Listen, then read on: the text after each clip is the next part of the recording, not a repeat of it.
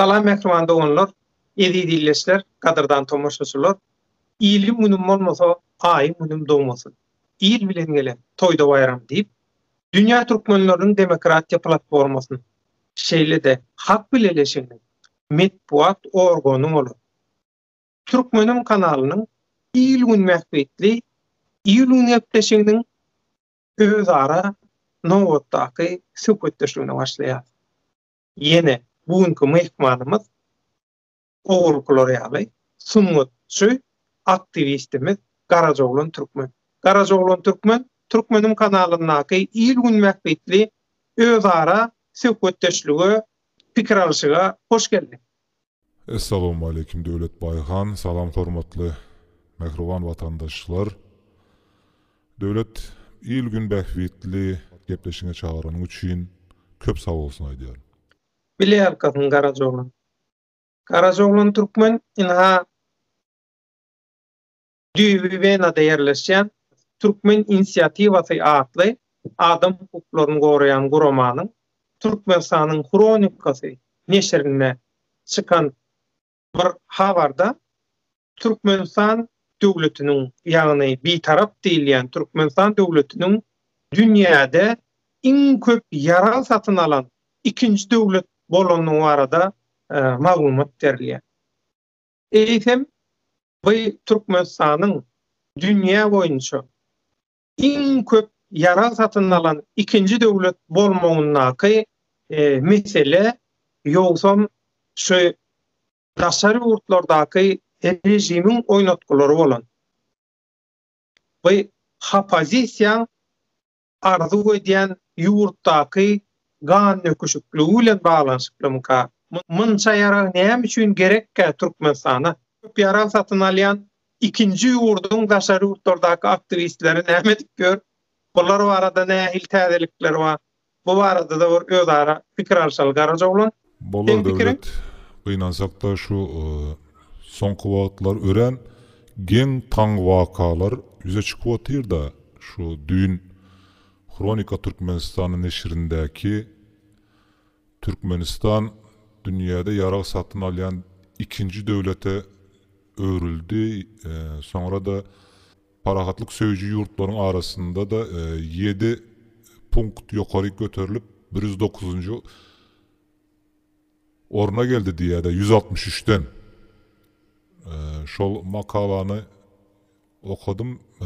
Berde gaty gyzykly zatlary bar. Parahat söýýän ýurtlaryň içinde iň öňdäkilerin içinde Islandiýa, Täze Zelandiýa, Daniýa bar diýe.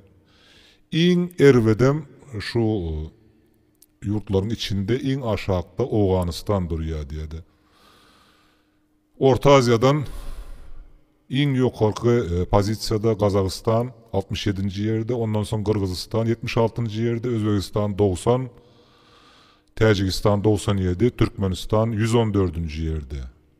Orsiýet 154-nji ýerde. Ýagny 163-den 154-nji ýer bu Orsiýetiň hem gowy ýerde däldigini, şo ýerde de ýagdaýlaryň gowy däldigini örkezýärdi.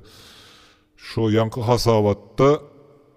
hasabata göre 92 sany döwlet ýara satyn almagyny ilatyň sanyna göre deňeşdirmede şo has köp import edýän ýurtlar bar 92 sany diýip ýazýar. Iň köp ýokary göterilen ýurtlaryň içinde Ermenistan, Türkmenistan hem de Katar diýip ýazypdyrlar. Elbette bäerde Türkmenistanda zulüm 1%, ýagny jenayet 1% diýip görkezilýär. Halk o rejimden gorkudan ýa-ni näil zulüm etsin, näil jenayet etsin, Awganistan 50% diýip görkezilipdir. Hem de şu ýerde Türkmenistan regionda iň durnukly, howpsuzlyk tarapyndan durnukly ýurt diýip görkezilýär. Sebäbi durnukly bolarym da o ýerde adam sesini çykaryp bilmejek bolsa, pikirini aýdyp bilmejek bolsa, awtoritar rejim o ýerde jenayet hiç bolmaz mükadiýe. O ýerde ýekece jenayet bolup biler, şol rejime garşy çykan adam jenayet.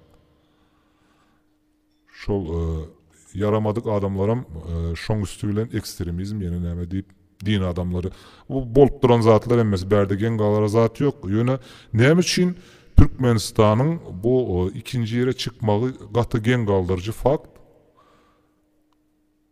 O miktarda yara Türkmenistan'a gerek ne? Türkmenistan bir taraf dövlede. Näme taýýarlyk görülýär? Men bilýän şu eskerler, harwylar gulluk eden döwründe de eskerlere kän bir türgenleşik bolmalysy ýaly atışlar uçene diýil ýa-da şo zatlar geçirilen ok. Öňkü döwürde häzir şol aýak aldygyna şoň ýaly zatlar geçirilýär diýende de Türkmenistanyň ikinji ýere çykarýaly derejede oň ýaly yara gerek dälmiki diýip pikir edýän. Ben belki de bu şol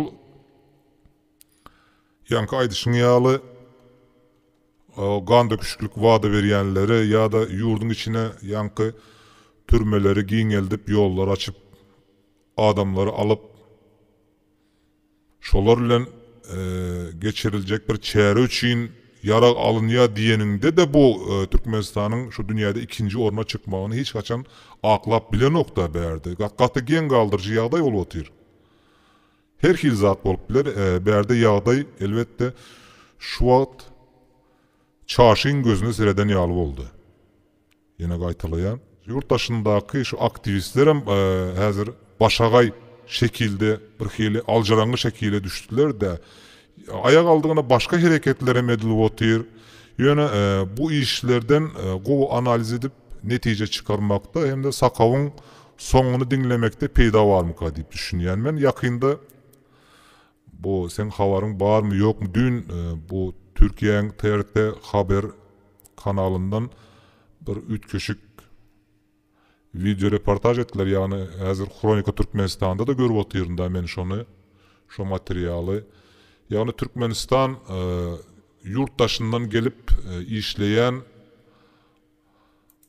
işçilerin ýaşamak üçin dünýäde ýaşamasy kyn bolan birinji orna Ak şäherimiz Aşgabat çykypdyr da. Bu gaty gen galdyrjy ýagdaý. Hany ýurtda hemme zat şatlyk şyhyň aýdyşy ýaly gülaly güllük bolýan bolsa, şu ýerde bir gowy sora ýüze çykýar. Yurtdaşyndan gelen işçiler, ýagny meselem şu Türkleriň Polimex firmalary var, ýene beýleki firmalary var, ýa başga fransuzlaryň firmalary. Şu ýerde işleýän işçi aşak aylyk alýan işçi şu 2000-3000 dollar aylyk alýa diýip hasap eden ýagdaýymyzda da şu elbetde şol adamlar sövda satdygy hereketi dollar bilen etmeýär ýurdun içinde. Olar şol gara bazardan olaram samsyk däl de. Olaram öýlerine pul bermer. Şoň üçin gidýärler. Olar bolmasa Türkmenistana gidip işlermi? Olaram şu doňuzdan bir tüý ýol bolan peýda diýen ýaly şol Gazandan bir çemçe aşyn almak üçin gidýärler. Bolmasa ýurdun taşlap türkmenler bärik gelip o 200-300 dollar işlep duran ýerde iş bolup dursa bular ýurdun taşlap gitmezler. O ýerde olar gowy gazanjy edýärler. Eger şoň ýaly 2000-3000 dollar alyp iň aşağı işleyen adam üçün yaşamak derecesi şoň ýaly kyn bolýan bolsa, dünýäde birinji orna Ak şäherimiz Aşgabat çykan bolsa, indi şu ýerde gowy deňeşdirme sonra ykdysady, sosial ýagdaýdan ýüze çykýardy.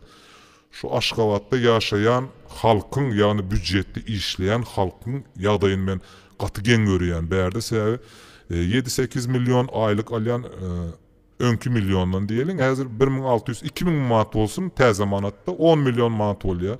Bu gara bazarda dollaryň kursu da 40 manat bolýan bolsa, şonu ortaça hasaplarymyzda 50 dollar bolýar, şu 10 milyon aylyk. Indi bu ýerde deňeşdirme seret näil, bu gaty gyzykly fakt. Ýanky 2000-3000 dollar adam aylyk alýan adam kyn şertlerde ýaşaýan bolsa, Aşgabatdaky büdjet işgäri 50 dollar, bar 100 dollar aylyk alsın döwlet. Bar 500 dollar aylyk alsın. Olar nädip ýaşaýar? 50 dollar alýan döwründe. Gaty gen wakada şunu eýýäm dünýä guramalary hasaplap eýýäm çykaryp başlan bolsa, bu gidişiň ekonomik ykdysady çöküş eýýäm ýetjek derejesine ýetdi diýmeň alamaty, ýagny dünýä guramalarda bunu görkezýän bolsa, bu gidişi gowy däl. Elbette. Sen pikirin näil bu hakynda? Döwlet. Karaca Türkmen şu sen aýdýan zatlaňa men dogry goşulýan. goşulmalyk mümkin däl aslında. Hakykatdan hem şeýle inni halkara syýasatda, diplomatiyada türlü usullar, tilkimler ulanylýar-da hakykaty aýtmak üçin. Ine şol ýaňy sen aýdyşyň ýaly Türkmenistanyňky ykdysady, syýasy betwagçylygyň, pajygaň ýetjek derejesine ýetenligini aýtmagyň ammar diplomatiki, mylaýym görnüşi şumuka diýende. Sebäbi ýaňy aýdyşyň ýaly Türkmenistanda hiç kim 2000 3000 dollarla iň az aýlyk alanok, ýaňy aýdyşyň ýaly tasarrufly Türk işçileri guruluşda işleýän ýönlükli işçiler alýar. Olaň hojaýynlary hazam başlyklary, injenerler zatlar olar hazam köp alýar. Ýöne biz ýönlükli işçiler aýtdyň da, sen mysal berdiň. Indi şolar pikir etip gör, şol döwletiň bahasyndan näme Garabazardaky bahadan dollar manada öwürübem. Mene Türkmenistanyň ýönlükli adamlary bilemok, olara başga planetadan adamlar kömek edýärmi ýa Hydrata kömek edýärmi bilemok. Berde yaman täsin bir kartina ýagdaý ortaga çykýar we bu Türkmenistanyň hakykatyny ören täsin or görnüşde suratlandyrypdyrlar. Indi muň daşyndan ýene bir zat bar berde. Karajoglan Türkmen. Ýekece bir şo taýda edilýän paspojorluk bar. Olum dollaryň iki bahasy. Döwlet bahasy, baram Garabazardaky bahasy. Rejimi elinde tutýan, rejimi gollayan, rejimin tarapdarlarynyň diňe şu dollar Garabazara we resmi kurs şu ikisinin arasyndaky tapawutdan urýan puly diňe şu taýdaky paspojorlukdan alýan, urýan, gazanýan pulum gaty ummat. Yurt dargady çöktü däl, gutordy. Aýdýar akaby tasarruflarda termin bar. Düýbüni ýetdi diýip. Düýbem ýok, düýbem gitdi, düýbünem gemirdiler. Şolar ýalaky wegran durumda ykdysady ýagdaý syýasatym edil şolar ýa. Ýöne muňa garamazdan rejim tasarrufdaky oýunjoklaryny eli bilen oýnatmaga dowam edýär. Bizim görgülü biçare aktivistlerimiz hakyky ak görgülen birda deçek bolýan aktivistlerimiz häzir girmäge bar deşik hin kaçmatalygy gözläp. Ýöne ni bu medalyň arka tarapy. Rejimiň buyruklary boýunça üstünlükli işleyen toparlar ama olarda da gaty täsin täzelikler var. Karajoglan. Näme bolýar? Ne bu ýene bir jemgyýet, bir zat döredilli gurama döredilli diýilýär. Bu gurama halka kömek üçin döredilen bolsa näme üçin bular halkdan pul ýygnajak bolýarlar? Çaşyň özüne sereden ýaly hakykatdan amma. Bu Türkmenistanyň bir tarap statusy bilen dünýädäki iň köp ýara satyn alýan, import edýän ikinji döwlet bolşy.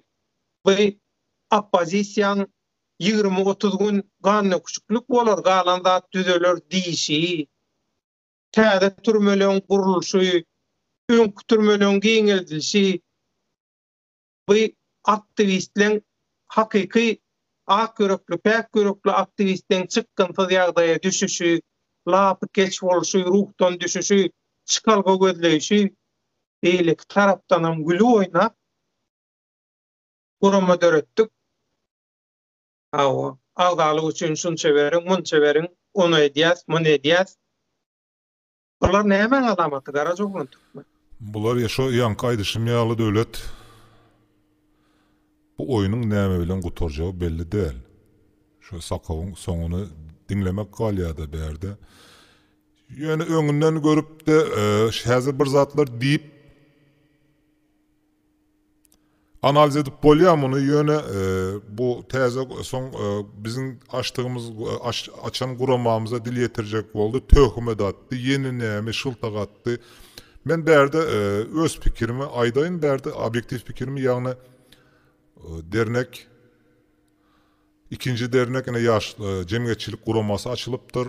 Gutlayan elbette ýöne bärde bulan näme etjekleri elbette siyasat boljakmy, ýaşlar hereketinden aýry cemiyetçilik gurama diýip döredipdirler-de. Sözüň welýän bagyşlar Garazoglan türkmen. Bu türkmenden daşary urtla cemiyet açsak bolmagy.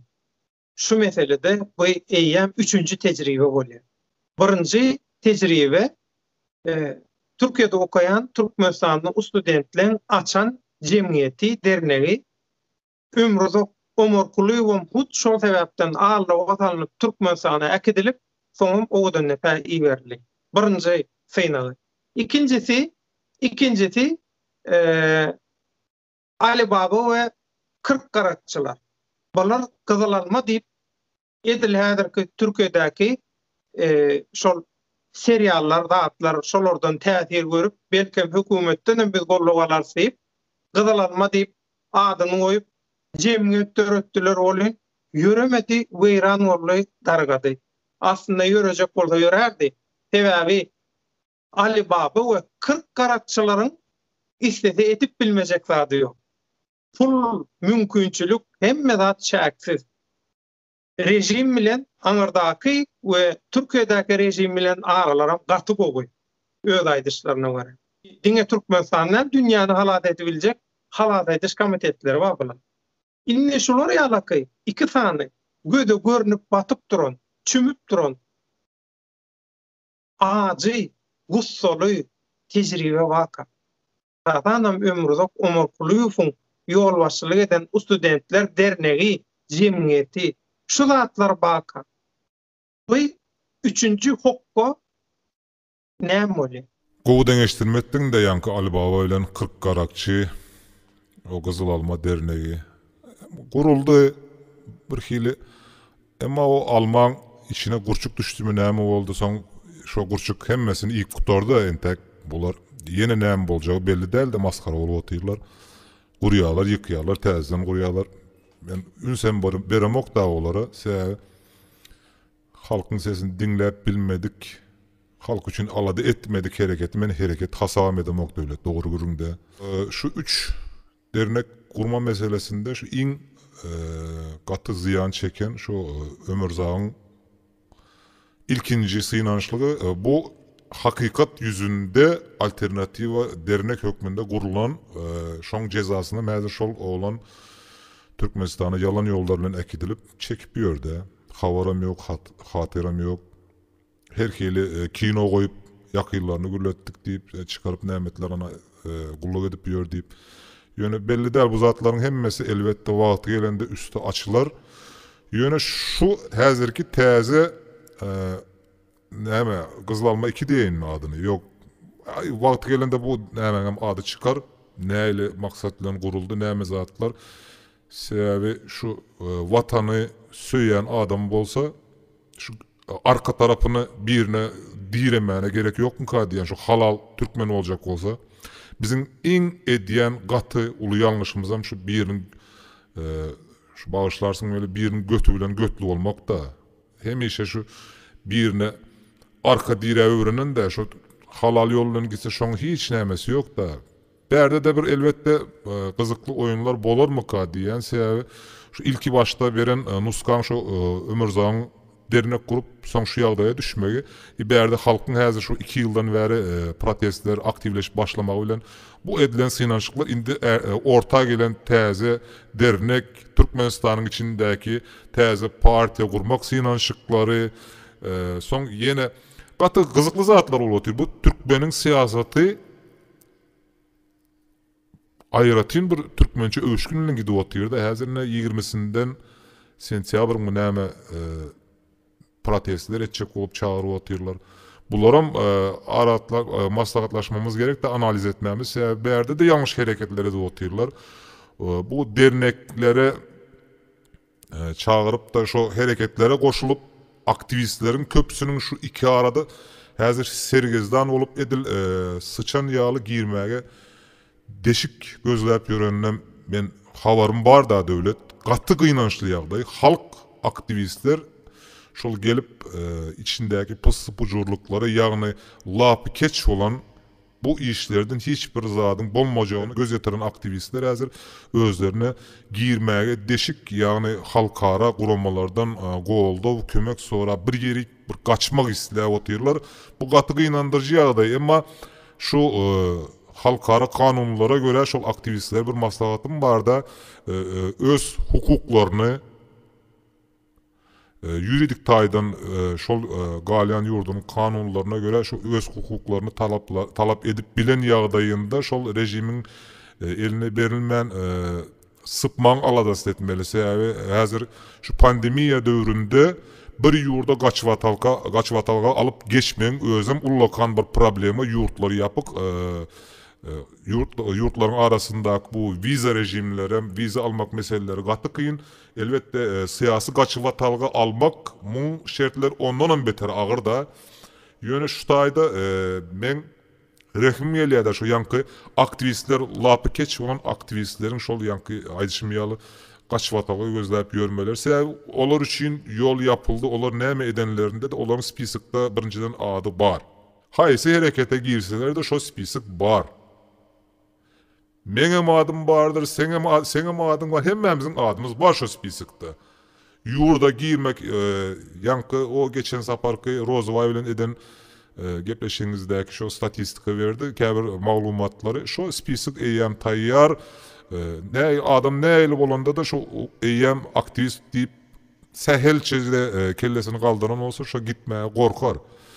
Rejim ütken yağdayında ütkemesi de şu para kaçılıklı yoldan biraz şöyle geçen yağdayında da eyyem yağdayı belli de katı gözlüğünü yağdayı ama ruhtan düşmeli değil şu halk üçün yüreği arasa niyetlen uğrayan adam hiç kaçan ruhtan düşmeli değil. Sebebi Allah Teala'nın yolu bilen pek niyet bilen hareket edilse bu zatların sonuna çıkılar mı kadip ben ınam ediyen de devlet.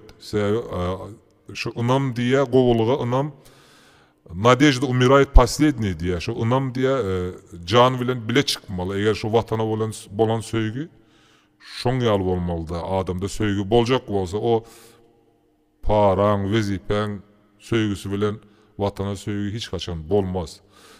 Şu tayda yurttaşında işlep yören Kulyalı işlep yören diyeyin. Yerlikli olar da halkın yağdayı, gözlüğünü yağdayı da.